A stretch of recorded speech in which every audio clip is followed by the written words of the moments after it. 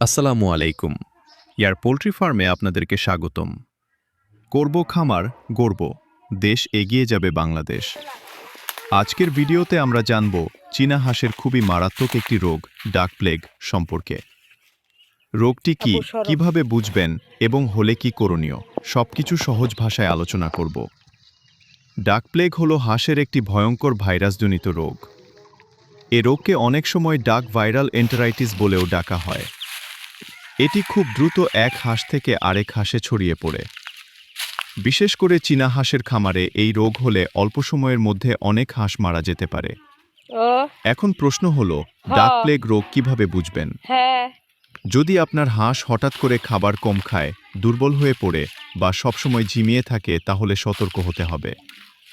রোগাক্রান্ত হাঁসের চোখ ও নাক দিয়ে পানি পড়তে পারে। অনেক সময় সবুজ বা সাদা পাতলা পায়খানা হয়। হাঁসের শরীর গরম হয়ে যায় এবং ডানা ঝুলে পড়ে। কিছু হাঁস ঘাড় বাঁকা করে বসে থাকে। অনেক ক্ষেত্রে মুখ খুলে শ্বাস নিতে দেখা যায়। ডিম দেওয়া হাঁস হলে ডিম উৎপাদন হঠাৎ কমে যায়।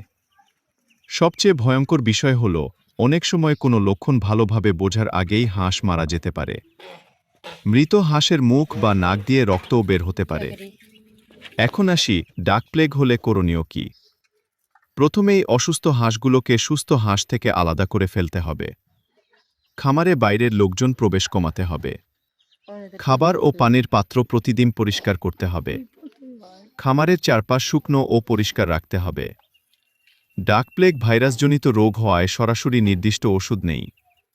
তবে অভিজ্ঞ ভেটেরিনারি ডাক্তারের পরামর্শ অনুযায়ী অ্যান্টিবায়োটিক, ভিটামিন ও সাপোর্টিভ চিকিৎসা দিলে মৃত্যুর হার কিছুটা কমানো যায়। খামারে জীবাণুনাশক স্প্রে খুব গুরুত্বপূর্ণ। TH4, টিমসেন অথবা ভিরকন এস ব্যবহার করা যেতে পারে। নিয়ম মেনে স্প্রে করলে ভাইরাস ছড়ানো কমে যায়। সবচেয়ে গুরুত্বপূর্ণ বিষয় হল টিকা। সময় মতো ডাক প্লেগের ভ্যাকসিন দিলে এই রোগ থেকে হাঁসকে অনেকটাই নিরাপদ রাখা সম্ভব। মনে রাখবেন, খামার